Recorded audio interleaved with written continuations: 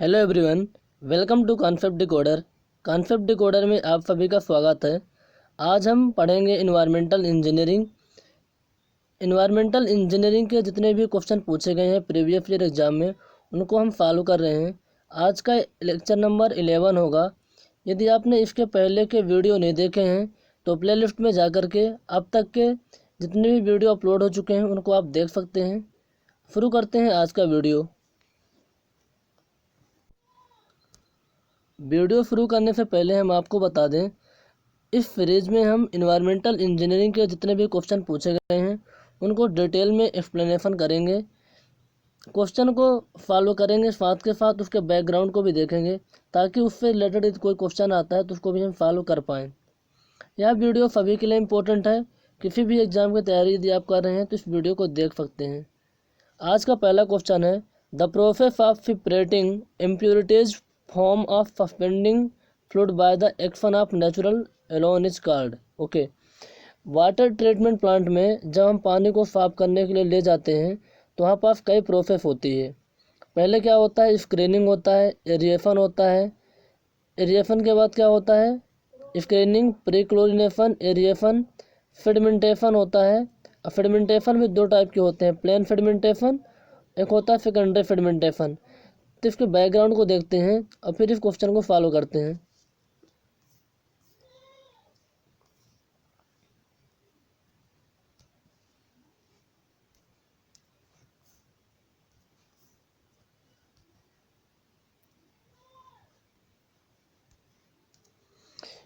Layout of water treatment plant, पहले screening आता है, फिर प्री क्लोरिनेशन होता है, फिर एरिएशन होता है, फिर फेडिमेंटेशन होता है।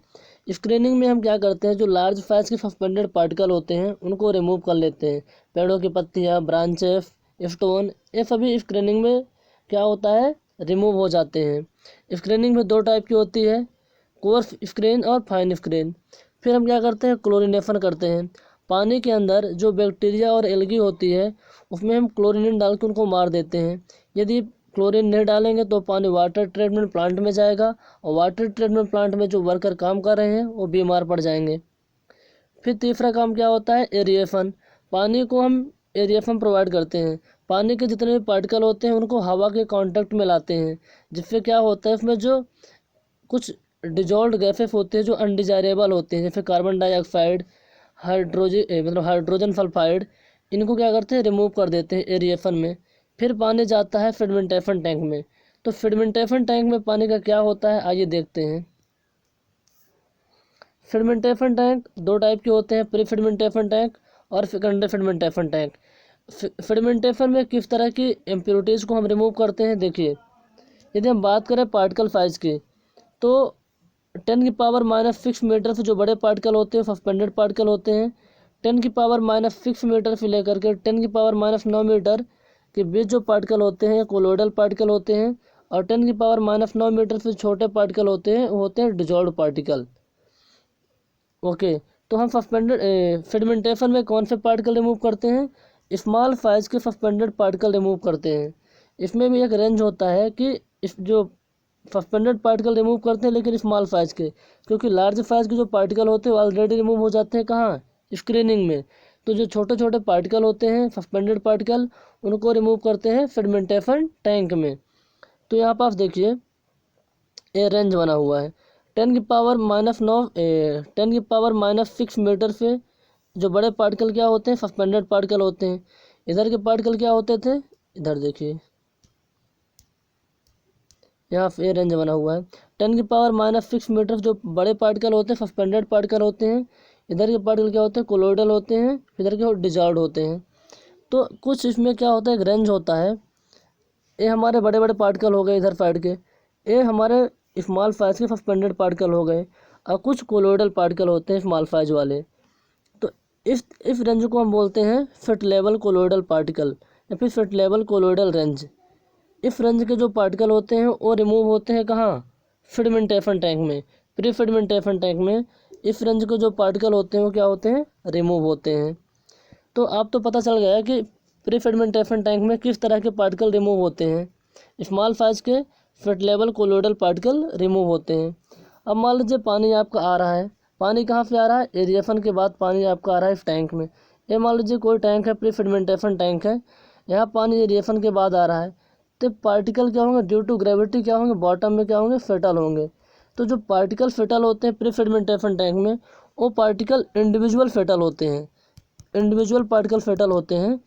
क्या वो पार्टिकल अपने आप में फ्लॉक का फॉर्मेशन नहीं करते, मतलब ड्यूरिंग फिटलिंग के दौरान वो पार्टिकल एक दूसरे के साथ चिपक नहीं जाते, अलग अलग पार्टिकल फिटलिंग करते हैं, अलग अलग पार्टिकल बॉटम में फेटल होते हैं टैंक के। जब अलग अलग पार्टिकल फेटल होते हैं उसे बोलते हैं डिस्क्रीट पार्टिकल फिटलिंग। ये लिखा हुआ है डिस्क्रीट पार्टिकल फिटलिंग, डिस्क्रीट पार्टिकल फिटलिंग या फिर इंडिविजुअल पार्टिकल फिटलिंग। क्योंकि ड्यूरिंग फिटलिंग जो पार्टिकल होते हैं अपने साइज को भी चेंज नहीं करते, न ही फ्लॉक का फॉर्मेशन करते हैं। जबकि सेकेंडरी फिडमेंटेशन जो टैंक होता है, फिडमेंटेशन विथ कोआगुलेशन, वहाँ फ्लॉक का फॉर्मेशन होता है जब उसमें हम कुछ केमिकल या कोआगुलेंट डाल देते हैं। तो इसका आंसर क्या होगा, the process of separating impurities from a suspending fluid by the action of natural alone. Natural process के द्वारा, मतलब ग्रेविटी के द्वारा जो पार्टिकल फेटल हो रहे हैं टैंक के बॉटम में, वो कौन से पार्टिकल होते हैं, डिस्क्रीट पार्टिकल होते हैं। क्योंकि पार्टिकल ड्यूरिंग फिटलिंग अपनी साइज को भी चेंज नहीं करते, न ही एक दूसरे से चिपकते हैं। जबकि फेडिमेंटेशन विद कोआगुलेशन में हम कुछ कोआगुलेंट डाल देते हैं, एलम, कॉपरेज वगैरह, तो उससे क्या होता है, पार्टिकल फ्लॉक का फॉर्मेशन कर लेते हैं, फिर एक साथ बॉटम में फेटल होते हैं। अगला क्वेश्चन क्या है, the length of sedimentation tank should be design at lift. हम क्या करते हैं कि जो टैंक होता है, चाहे प्री फेडिमेंटेशन टैंक हो चाहे सेकेंडरी फेडिमेंटेशन टैंक हो, हम उसे क्या करते हैं, डिजाइन करते हैं। लेंथ, विड्थ, हाइट, क्या वेलोसिटी रहेगी, क्या फ्लो का वेलोसिटी रहेगी, सब कुछ देखते हैं। तो इसके जितने भी पैरामीटर हैं आइए देख लेते हैं। वैसे जो हमारी लेंथ होती है वो 4 टाइम्स ऑफ विड्थ होती है, क्या होती है, four times of width of the tank होती है। इससे रिलेटेड कितने पैरामीटर उसको देख लेते हैं थोड़ा सा। यदि हम किसी टैंक की डिज़ाइन कर रहे हैं उसका मतलब क्या होता है, उसकी हम लेंथ पता करें, विड्थ पता करें और हाइट पता करें। डिज़ाइन डाटा में देखिए, सरफेस ओवर जो फ्लो रेट होता है, सरफेस ओवर फ्लो रेट होता है प्री फेडिमेंटेशन पीएफटी के लिए होता है 15,000 से 30,000 लीटर पर डे पर मीटर स्क्वायर। ध्यान दीजिए, लीटर पर डे पर मीटर स्क्वायर में है, कई बार लीटर पर आवर में दिया रहता है, तो उस केस में आपको 24 से भाग देना पड़ेगा। आगे क्वेश्चन आएगा, हम देख लेंगे। तो सरफेस ओवरफ्लो रेट होता है प्री फेडिमेंटेशन टैंक का 15,000 से 30,000 लीटर पर डे पर मीटर स्क्वायर। बात करें सेकेंडरी फेडिमेंटेशन टैंक जो होता है, जिसे बोलते हैं फेडिमेंटेशन विथ कोआगुलेशन, उसका जो सरफेस ओवरफ्लो रेट होता है 30,000 से 40,000 लीटर पर डे पर मीटर स्क्वायर होता है। डिटेंशन टाइम की बात करें, डिटेंशन टाइम क्या होता है, जितने टाइम तक पानी आपके टैंक में स्टोर रहता है। तो पीएफटी के लिए डिटेंशन टाइम होता है 3 से 4 घंटे होते हैं। कितने होते हैं, 3 से 4 घंटे होते हैं।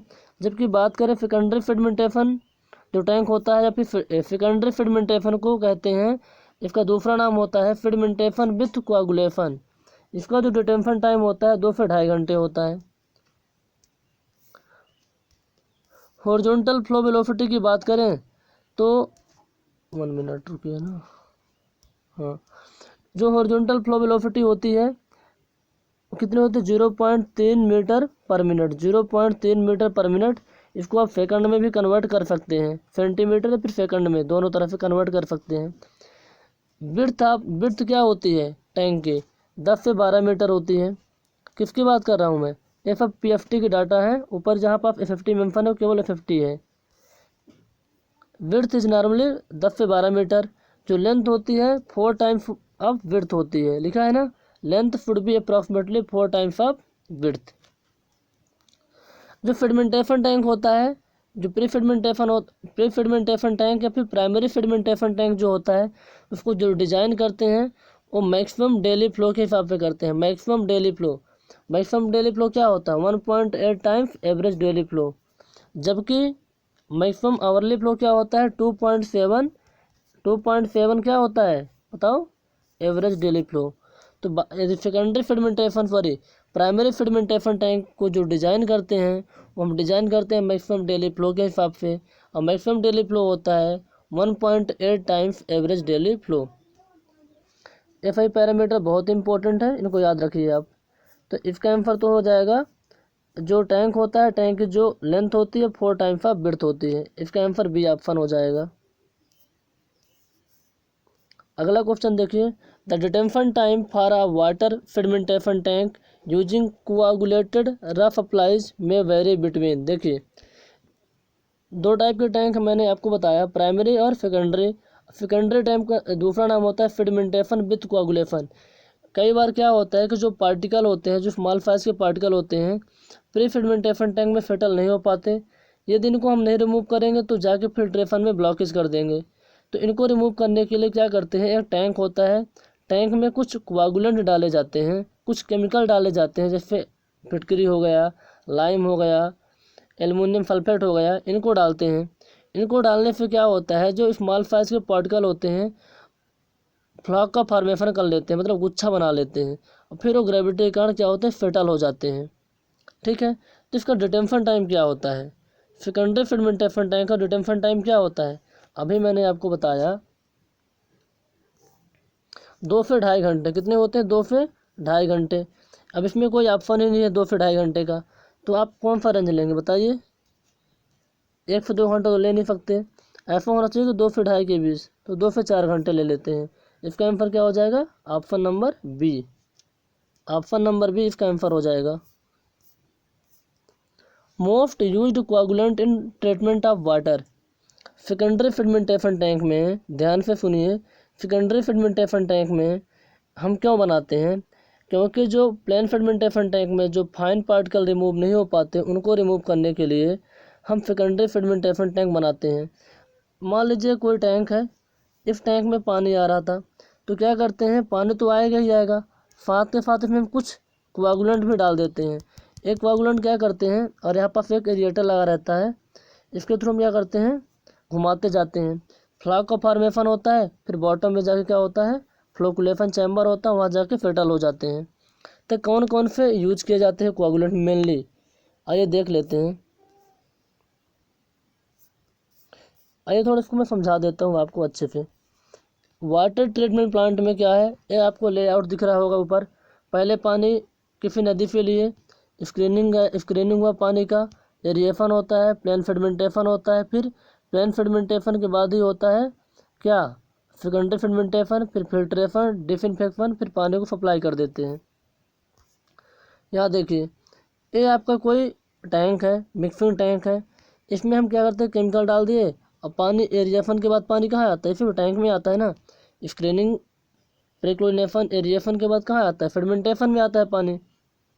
तो फेडिमेंटेशन के बाद टैंक में पानी आ रहा था, उसमें हम कुछ केमिकल डाल दिए, तो वो जो केमिकल होते हैं ना, स्टिकी होते हैं, चिपचिपा टाइप के होते हैं, जिससे जो स्मॉल साइज के पार्टिकल होते हैं वो आके चिपक जाते हैं।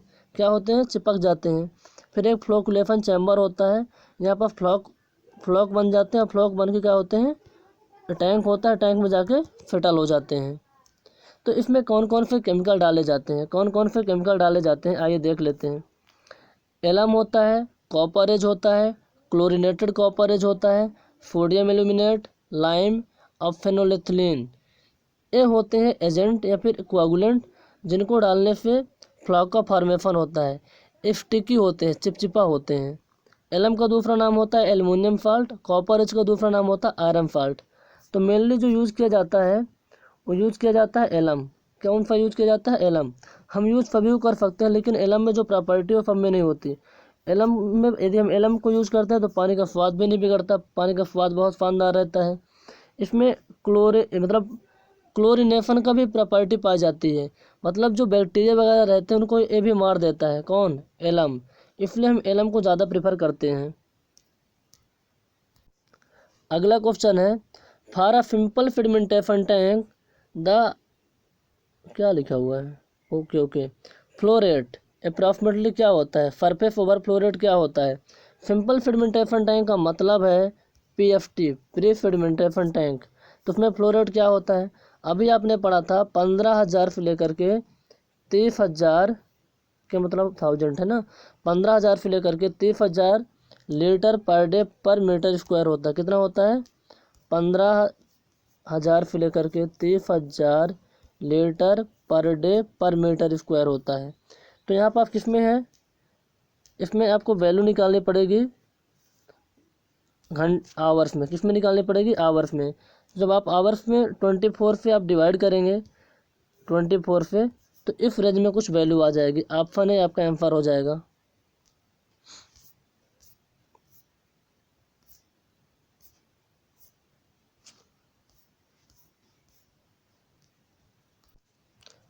एलम क्या है, एलम तो एक कोआगुलेंट है जो फेर्मेंटेशन टैंक में डाला जाता है, जिससे फ्लॉक का फॉर्मेशन होता है।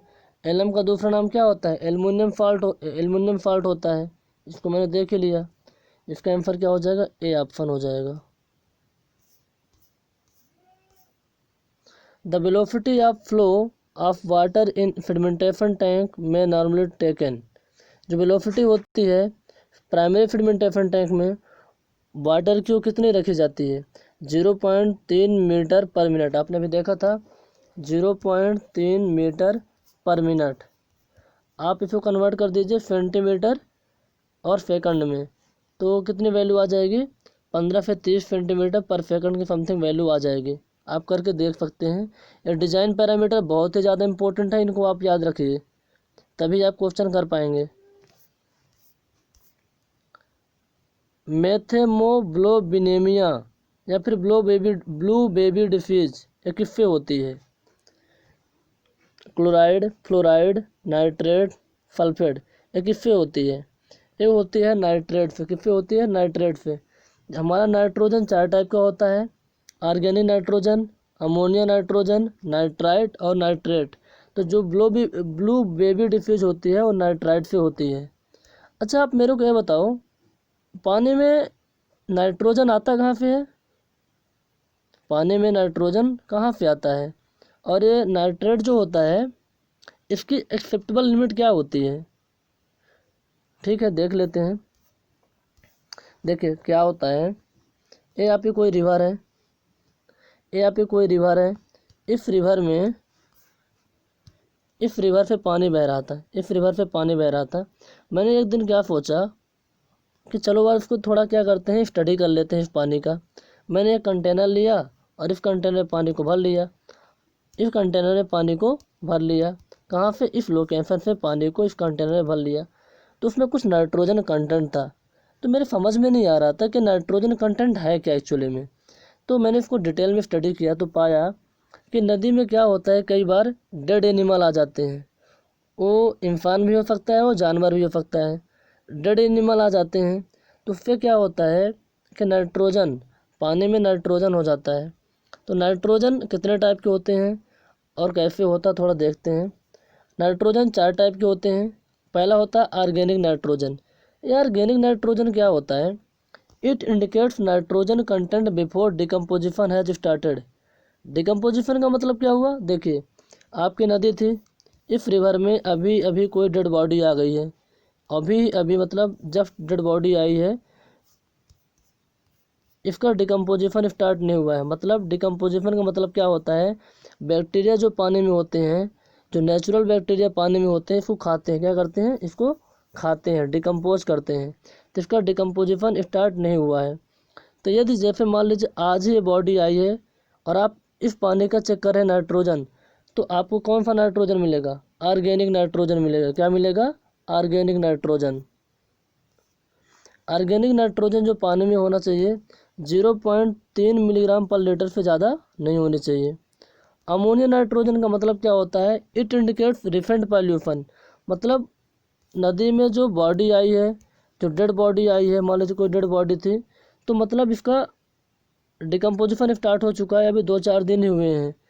उस टाइम पे यदि आप पानी का नाइट्रोजन कंटेंट चेक करेंगे तो आपको मिलेगा अमोनिया नाइट्रोजन।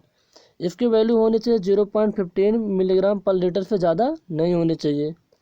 नाइट्राइट की बात करें तो जो डेड बॉडी थी वो मतलब पार्शियली 65-70% क्या हो चुकी है, डिकम्पोज हो चुकी है। तो उस टाइम पे जिसकी एक्सेप्टेबल लिमिट होती है 0 होनी चाहिए, क्योंकि बहुत ही ज़्यादा ये घातक होता है, मतलब हेल्थ प्रॉब्लम क्रिएट करता है, हेल्थ प्रॉब्लम क्रिएट करता है। इसलिए जो नाइट्राइट है वो 0 होना चाहिए। जब 65-70% कोई बॉडी डिकम्पोज हो जाएगी कहाँ, पानी में, तो पानी क्या होगा, बहुत ही नुकसानदायक होगा।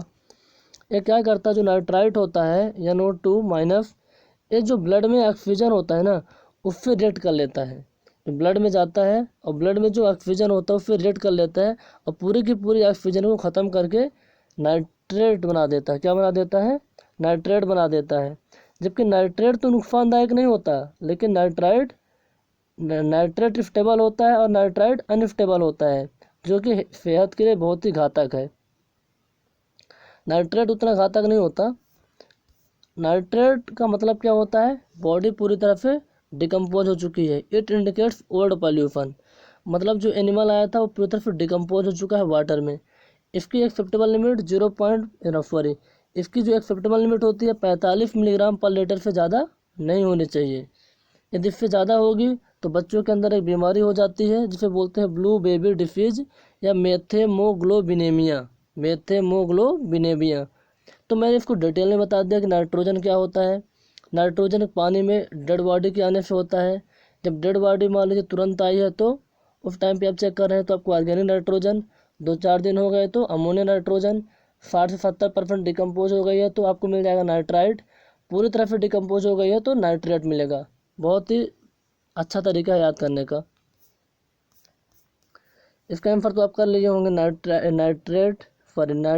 नाइट्राइड यहाँ लिखा हुआ है, गलत है। जो हिंदी के अंदर लिखा हुआ है ना, नाइट्राइट थोड़ी होगा, नाइट्रेट की वजह से होता है ब्लू बेबी डिसीज, ध्यान रखिएगा। नाइट्राइट की वजह से नहीं होता, गलती मत कर देना एग्जाम में।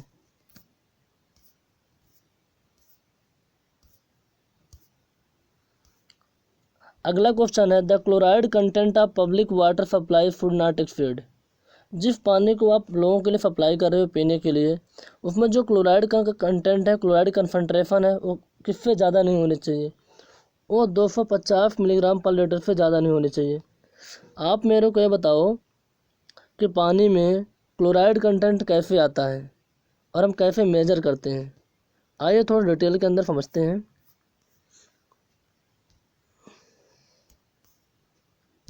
एक कोई नदी थी, इस नदी में क्या है, पानी बह रहा था। सेक्शन एक्स पर मैंने क्या किया, मतलब एक पर्टिकुलर लोकेशन में गया, पानी को लेके आया कंटेनर में, तो मैंने उसमें देखा कुछ क्लोराइड था। तो क्लोराइड कहाँ से आता है पानी के अंदर? पानी के अंदर क्लोराइड आता है सीवेज से आता है, इंडस्ट्रियल वेस्टेज से आता है, मतलब जो गंदा पानी फायर का होता है नदी में आएगा तो उससे क्लोराइड होता है। इंडस्ट्रियल का जो वेस्ट बह के आता है उससे होता है। एग्रीकल्चर डिस्चार्जेस का क्या मतलब हुआ? देखो, यदि आप गांव के हैं तो समझ पाएंगे। यूरिया होती है और डीएपी होती है। यूरिया डीएपी जब फर्टिलाइज़र हम खेत में यूज करते हैं तो क्या होता है, फसल को तो जो फ़ायदा किया तो किया, वो ज़मीन के सरफेस में चिपक जाता है, और जब बरसात होती है तो पानी के साथ बहकर नदियों में चला जाता है, जिससे पानी में क्या होता है, क्लोराइड कंटेंट आ जाता है। तो क्लोराइड पानी में आने के 3 कारण हैं जिससे हमारा वाटर पॉल्यूटेड होता है, सीवेज, इंडस्ट्रियल वेस्ट और एग्रीकल्चरल डिस्चार्जेस। इसको मेज़र करने के तरीके क्या हैं? इसको जब मेज़र करते हैं तो जो सॉल्यूशन यूज करते हैं वो होता है सिल्वर नाइट्रेट, इंडिकेटर होता है पोटेशियम क्रोमेट, और जो मेथड होती है उसे बोलते हैं मोहर मेथड। ठीक है ना, बस इतना ध्यान रखिए, कोई मतलब नहीं ज़्यादा। और इम्पोर्टेंट पॉइंट क्या है, एक्सेप्टेबल लिमिट है 200 मिलीग्राम पर litre, cause for rejection 1000 milligram पर लीटर। तो इम्पोर्टेंट वैल्यू है, इसको ध्यान में रखिए। कई बार 200 लिखा रहता है और मान लीजिए आपको 200 ऑप्शन में नहीं मिल रहा तो आप 250 कर सकते हैं, कोई इशू नहीं है। यदि आप इस तरह के नोट्स को भी लेना चाहते हैं और पढ़ना चाहते हैं तो आप डिस्क्रिप्शन में दिए गए व्हाट्सअप नंबर पर व्हाट्सअप कर सकते हैं।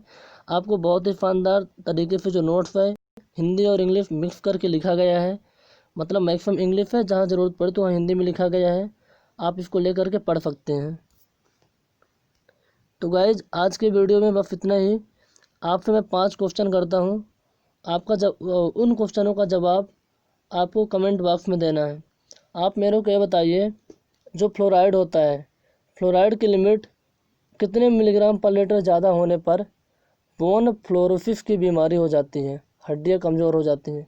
पहला क्वेश्चन है। दूसरा क्वेश्चन है, फ्री मैन का फार्मूला किसके लिए काम में आता है? तीसरा क्वेश्चन है, मान लीजिए कोई ओल्डर सिटी है, वहाँ पॉपुलेशन फोरकास्टिंग करनी है, तो कौन सा मेथड यूज़ किया जाता है। फोर्थ क्वेश्चन है बीओडी क्या है, और जब बीओडी हम करते हैं, बीओडी टेस्ट करते हैं, तो जो बॉटल होता है उस बॉटल को डार्क कमरे में क्यों रखते हैं, उसको उजाले में हम क्यों नहीं रख सकते। और एक क्वेश्चन, लास्ट क्वेश्चन आपका है सेकेंडरी फेडिमेंटेशन टैंक में, सेकेंडरी फेडिमेंटेशन टैंक में डिटेंशन टाइम क्या होता है। Thank you guys watching for this video.